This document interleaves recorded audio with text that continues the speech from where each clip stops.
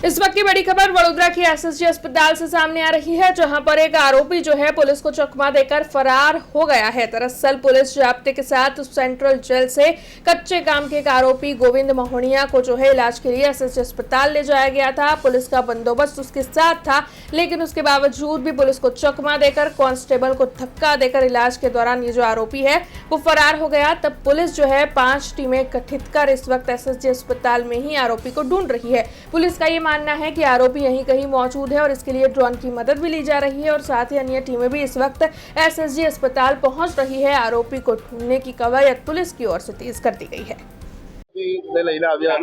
आरोपी ने 1 नंबर में दवाखाने लईने आया तो તેને 1 नंबर में डॉक्टरे कीधुं तो बताव्युं 1 नंबर मांथी એને 19 नंबर में चामड़ीनुं सेम्पल आपवानुं हतुं ए आपवा गया।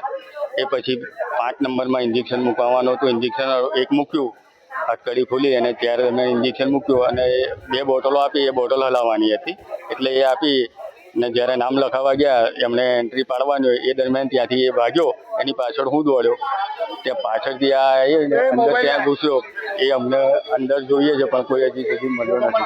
2 જણા 376નો હતો। આરોપીનું નામ ગોવિંદ રમેશ વહોનિયા, એ છે દાહોદનો।